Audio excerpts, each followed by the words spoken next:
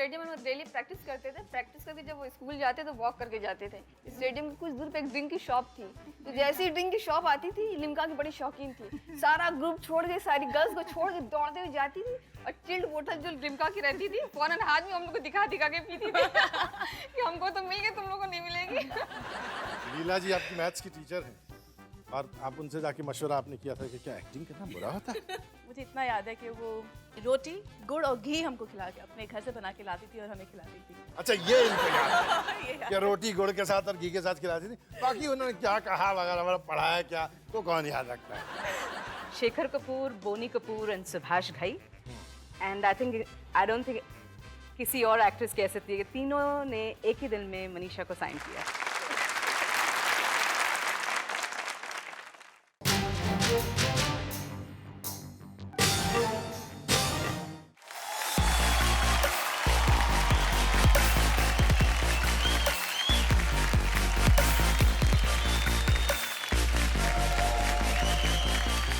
हम वो गाना सुन रहे थे 1942 का, जिसमें कहा कि लड़की को देखा तो ऐसा लगा कि फिर फलां और फिर फलां और फिर फलां और फिर फलां, लेकिन सबसे पहले इस लड़की को आपने देखा था जाहिर है, तो आपको कैसा लगा था?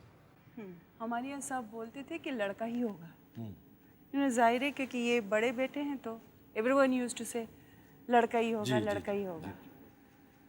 और जब लड़की हुई और हम लेबर रूम से अपने कमरे की तरफ जा रहे थे, हम लोग को ले जा रहे थे, हमारे पिताजी बहुत बीमार थे, नीचे थे वो व्हील चेयर में। उन्होंने पूछा क्या हुआ, तो हमारी फ्रेंड्स जो तब डॉक्टर थी उन्होंने कहा लड़की, तो उन्होंने मुझको किया। That was a very big impact on my heart. I was very sad. My father is saying such thing. I didn't talk to him for 3 months। हमने उस दिन जब कोई नहीं था कमरे में, हॉस्पिटल के रूम में, I went up and I told you are gonna be something baby, you remember. ये चूँकि मनीषा की फैमिली जो है नेपाल की, जैसे कि हम सब जानते हैं, बहुत मशहूर और बहुत बड़ी पॉलिटिकल फैमिली है और बड़े मशहूर लोग हैं पॉलिटिकल सर्कल में, तो मनीषा को शुरू में क्या लगता था कि मनीषा क्या बनने वाली है? आपने ये तो सुन लिया था कि माता जी ने कहा था you are gonna be something really big, तो आपको क्या लगता था शुरू में कि आप क्या करें? She was a very good dancer as a child. Yes, मैंने एक्चुअली भरतनाट्यम और कथक चाइल्डहुड से ही सीखी हुई थी, but I wanted to be actually a doctor. मैं बनना चाहती थी डॉक्टर और मैं पढ़ना चाहती थी, लेकिन I must say I was a cinema lover in terms of मुझे सिनेमा देखने का बहुत ही ज़्यादा शौक था। सो काफ़ी कन्विंस करने में मुझे थोड़ा सा वक्त तो लगा, लेकिन मेरी दादी जी थी जिन्होंने कहा कि तुम्हें जो करना है वो you must do it, but you see to it that you do a decent job, do a good job. जो करें अच्छा करें। आपने कहा कन्विंस करने में कुछ वक्त लगा होगा, और जब आप ये कह रही थी तो पिताजी जो है मुस्कुरा रहे थे। तो सबसे पहले पिताजी को कन्विंस करने में ज़्यादा वक्त लगा था या माताजी को? Actually, my daddy. My dad doesn't speak a lot, but he's extremely headstrong. I wonder where. Manisha ji के बारे में तो ऐसी कोई बात सुनने में नहीं आई कि she is headstrong, बड़ी सी माइल्ड सी है। तो कराला साहब, जब आपको मनीषा ने कहा कि मुझे जो है फिल्मों में काम करना है या मैं फिल्मों में दिलचस्पी रखती हूँ, तो आपको सबसे पहले तो कैसा लगा, और फिर आपने हाँ कही तो क्यों कही, ना कही तो क्यों कही? No, you see, I wanted her to be in politics because that is the profession where my entire family is involved. So that will be very easy for her to get into politics. But this profession is a very, I mean, sort of New. Very new, and whatever I heard in I see in magazines. They say it's a very dirty world or something like that. Oh God. So I just wanted to safeguard my daughter. But अब तो आपको इत्मीनान हो गया कि magazines की बातें जो है ज़्यादा किस्से कहानियों वाली हैं। Yes, yes. ये गलत फहमियाँ लोगों को होती हैं कि आप फिल्मों में हैं तो आप ऐसे हैं, फिल्मों हैं आप तो वैसे। ऐसा कुछ नहीं है। और हम बेचारे फिल्म वाले जो हैं, खास करके ऐसे खूबसूरत फिल्म वाले जो हैं, लोगों को ज़्यादातर सुख ही देते हैं। हमारे पॉलिटिशियंस भी लोगों को ज़्यादा सुख देते हैं क्या? नहीं, ये तो इस पे एक दूसरा प्रोग्राम करना पड़ेगा। ये एक आपने जिक्र किया था कि आपकी ग्रैंडमदर जो थी, आपकी नानी, दादी। दादी, वो जो है हमेशा आपके साथ रही हैं। आपने कहा कि जो आप करो ज़रूर करो लेकिन अच्छा करो। हम आपकी दादी की जो है कुछ तस्वीरें यहाँ देखना चाहते हैं। बाबा छ सबको भलो गर्नुपर्छ, कम्ती मान्छे असल छन्, आजकल झन् छैनन् है, एकदम असल गर्नुपर्छ। नेपाली में बोला उन्होंने, पर उन्होंने ये कहा में कि ऑडियो विजुअल में कि जो भी करना है you should be a good human being. So she is of that mind frame. You know, she is not judgmental about what you should do, what you shouldn't do. Try and be a good person. Well, that's what she meant here. That time also she said, whatever profession you choose, try and do a good job of that. वो फिल्में में देखती हैं? Of course. अरे वाह भाई वाह। काफ़ी फिल्में देखती थी, उन्हीं का उसको असर पड़ा। दादी का तो देखिए ये आप खामखाई जो है मनीषा के पीछे पड़ रहे हैं। दरअसल तो आपको माताजी से झगड़ा था। बनारस में जो है आप किस स्कूल में पढ़ती थी Manisha? I studied in Basant Kanya Mahavidyalaya. That's an Anivescent based this thing institution, and I studied there till the 10th standard. तो क्यों Banaras? In Nepal, my grandfather was fighting the freedom movement for democracy. He was an exile, politically exile. Banaras में, और इसलिए आपका घर वाला एक setup किस्म का था। They had to, entire family had to flee Nepal. Ji. And so we had to settle down in Banaras. इन बनारस। चूंकि मनीषा इतनी ज़्यादा और इतनी शुद्ध और इतनी फ्लोरल हिंदी में बातें कर रही है, तो मैं सोच रहा हूँ इसका राज क्या है कि किसने इनको सिखाई इतनी अच्छी हिंदी, और कैसे ये फटाफट हिंदी में ही सिर्फ जवाब दे रही हैं। ये पर्दे पे देखते हैं इसका राज क्या है, यहाँ देखते हैं। मनीषा, तुम्हारे साथ जो दिन व्यतीत किए गए थे वे अद्भुत थे।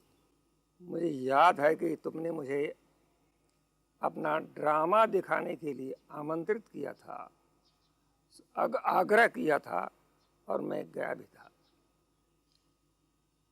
देखा, मुझे बहुत अच्छा लगा। तुमको शायद याद हो या न याद हो, मैंने ये कहा था कि तुम्हारे में अभिनय का टैलेंट है, लेकिन रियाज करनी पड़ेगी। अभिनय की बात कम से कम थ्योरी तो सुषमा में भी थी, तुम्हारी माँ में। मेरा ऐसा ख्याल है कि सुषमा की थ्योरी का, बातचीत का कुछ असर भी तुम्हारे ऊपर होगा। क्यों, तुम्हारा परिवार तो इतना सांस्कृतिक था। तुम्हारी दादी जो थी वो डांस करती थी, सुषमा टैलेंटेड थी, और सुषमा के बारे में इतना कह दूँ तो कोई हर्ज नहीं है कि अपने समय में BHU में वह ब्यूटी क्वीन मानी जाती थी, और लेकिन तुम उससे कम नहीं हो।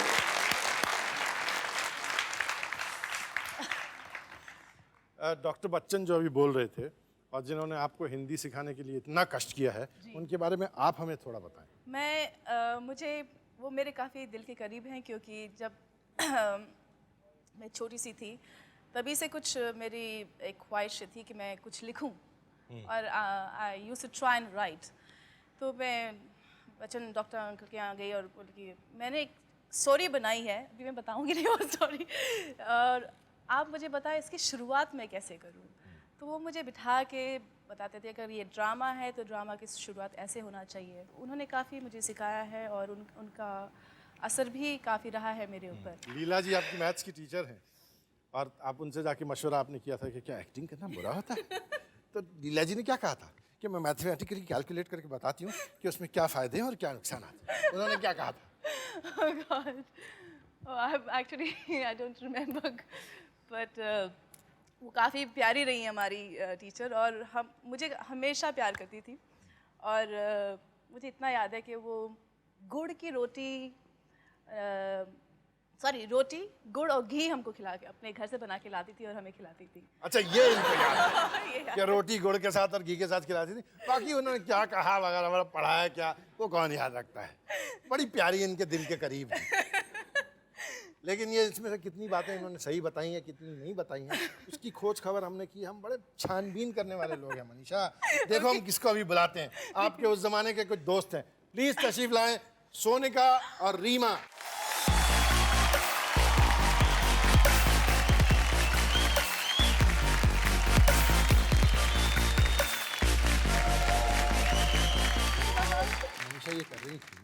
कि भाई वो कुछ बातें बताएं, कुछ बातें नहीं बताएं। उनको ये पता नहीं था कि हम आप लोगों को ले आए हैं साथ। मैं बताती हूँ आपको। शुरू हो जाए। ये खाने की इतनी शौकीन थी कि मेरा टिफिन मेरे से पहले खा जाती। Or actually, one more thing I must say. Sonika used to be so good in studies, and she used to always, and I used to cheat from her. So, वो हमेशा मेरे सामने राजा साहब बैठे। आप सुन रहे हैं सब गौर से जी।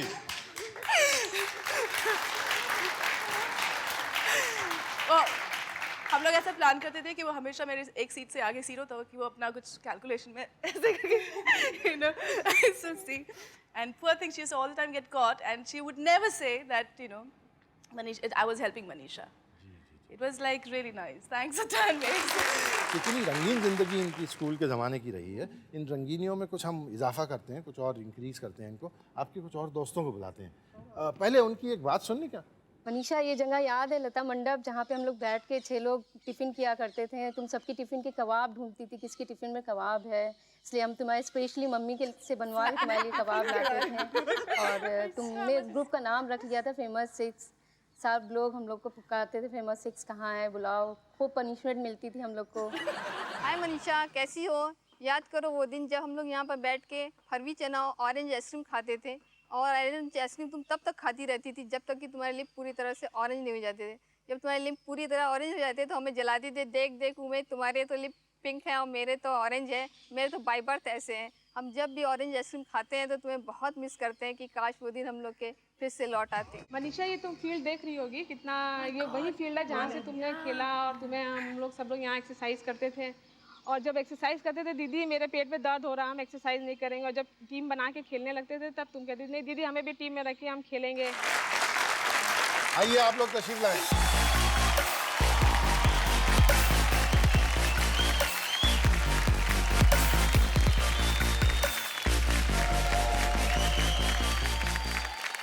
और मैं आपसे कह दूं कि इनके जो है होंठ जो है बाय बर्थ अब भी ऑरेंज बाय बर्थ बहुत ऑरेंज आइसक्रीम खाती है। कबाब याद है? Yeah, I remember, my God. We used to go to that stadium. Yeah. Walk करके जाना, रास्ते करके आना, वॉक करके आना। Yeah. ये मेरे साथ स्टेडियम में डेली प्रैक्टिस करते थे। प्रैक्टिस करके जब वो स्कूल जाते तो वॉक करके जाते थे। इनकी आदत थी, स्टेडियम के कुछ दूर पे एक ड्रिंक की शॉप थी। तो जैसे ही ड्रिंक की शॉप आती थी, लिम्का की बड़ी शौकीन थी। सारा ग्रुप छोड़ के, सारी गर्ल्स को छोड़ के दौड़ते हुए जाती थी और चिल्ड बोतल जो लिम्का की रहती थी फौरन हाथ में हम लोग को दिखा दिखा के पीती थी कि हमको तो मिल गई, तुम लोगों को नहीं मिलेगी। इनकी एक और दोस्त है, उनकी कुछ बात यहाँ सुनते हैं। हेलो मनीषा, तुम्हें याद होगा मिल्सन मून्स की वो रोमांटिक लाइंस जो तुम हम लोग के लिए अंडरलाइन करके लाती थी और फ्री पीरियड में हम लोग यहीं पे बैठ के उनको पढ़ते थे। और उन बुक्स के ऊपर तुम ब्राउन पेपर चढ़ा देती थी ताकि वो मैम को लगे कि हम लोगों की ये क्लास बुक्स ही हैं। और बॉल डांस जो तुमने मुझे सिखाया था वो मुझे बहुत अभी भी काम आ रहा है। और डिस्को जो हम लोगों ने तुम्हें सिखाया था अब वो तो हमारा पीछे रह गया है और तुम उससे तो बहुत अच्छा पर्दे पे डांस करने लग गई हो।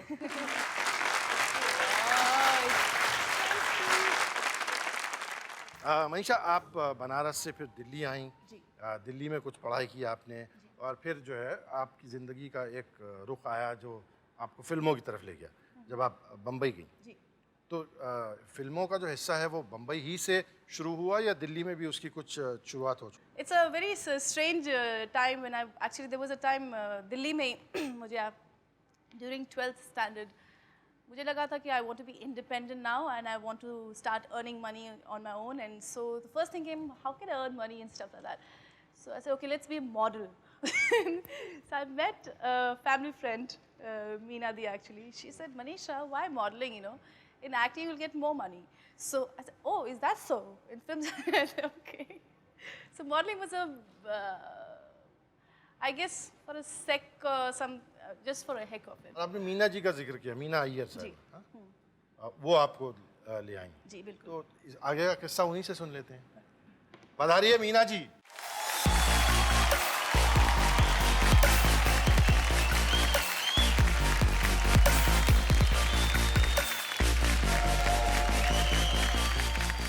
आइए मीना। मैं बता दूं, मीना जी खैर सभी जानते हैं लेकिन दोबारा बता दूं कि मीना अय्यर साहिबा जो हैं बहुत मशहूर फिल्म जर्नलिस्ट हैं, कई बड़े अच्छे मैगजीन्स के साथ जुड़ी हुई हैं और इनका बड़ा नाम है फिल्म इंडस्ट्री में और जर्नलिज्म में। तो मीना जी, सबसे पहले आप मनीषा को कब मिली? मैं मनीषा से मिली अगस्त 1989 में यहीं दिल्ली में। जी। मेरे यहाँ एक दोस्त काम किया करते थे ITV में, उनके साथ उनकी कलीग थी मिसेस कोइराला, तो मेरी मुलाकात वहीं हुई। तो मनीषा से मिलने से पहले मिसेस कोइराला मुझसे आके कान में बोल चुकी थी कि मेरी बेटी को फिल्मों का शौक़ है, तो प्लीज़ आप उसको डिस्करेज करना, हम नहीं चाहते कि वो फिल्म एक्ट्रेस बने, तो आप उनको फिल्म इंडस्ट्री के बारे में ऐसी बातें बताना जिससे वो डिस्करेज हो जाए।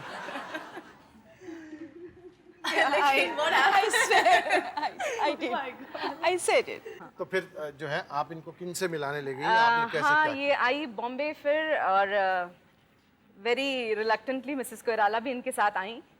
तो मैं मनीषा से एक ही दिन में I introduced her to Shekhar Kapoor, Boney Kapoor and Subhash Ghai, and I don't think किसी और एक्ट्रेस कह सकती है कि तीनों ने एक ही दिन में मनीषा को साइन किया। पहली बार जब आप इतने बड़े प्रोड्यूसर डायरेक्टर के साथ काम करने गई और इंडस्ट्री के दो सबसे मशहूर और बड़े दिग्गज स्टार्स और कलाकार दिलीप साहब और राजकुमार साहब मरहूम के साथ आपने काम किया, तो आपको कैसा लगा? कि मतलब वर यू नर्वस, या आपको ऐसा लगा कि भाई ये मैं कहाँ गई, अरे ये मैंने क्या कर लिया?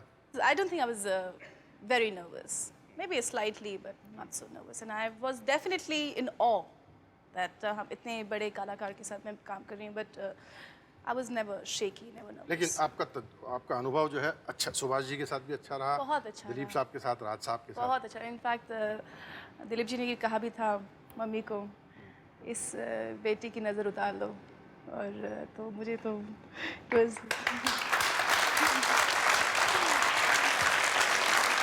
एक आपकी दोस्त, आपकी कलीग, और मेरी भी कलीग है, मुझसे कोई 15-16 साल बड़ी हैं शायद, लेकिन खैर मैं उनको कलीग ही कहता हूँ।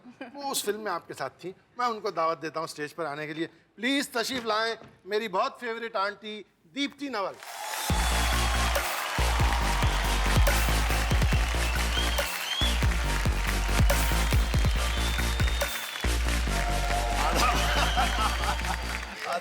दीप्ति आप यहाँ आ जाओ यार, ताकि लोगों को पता चले कि भाई इस बेचारे नन्हे बच्चे की कलीग जो है कैसी है। व्हाट आपका पहला इंप्रेशन जब आपने मनीषा को देखा, ये नहीं लड़की कौन आई है भाई, पता नहीं क्या करिए, तो आपका कैसा इंप्रेशन था? सबसे पहले मुझे लगा कि she is so pretty, you know, this very pretty young thing. As an actress I discovered her later, एक फिल्म जब की हमने दुश्मनी, हमारा एक सीन था एक साथ दोनों का, जिसमें अनुपम खेर इनको almost trying to hit her and I'm trying to save her. When I saw her face during that scene, it was a round trolley का shot था, and I had to keep looking at her. तो वो scene के दौरान I thought, my God, what an amazing actress. You know, कितना मतलब amazing चेहरा और expressive and so wonderful. Thanks. But what I admire about Manisha is she lives her life with complete honesty, बहुत straightforward, and without being apologetic or ashamed about who she is. और वो चीज़ मैं इसके साथ identify करती भी हूँ।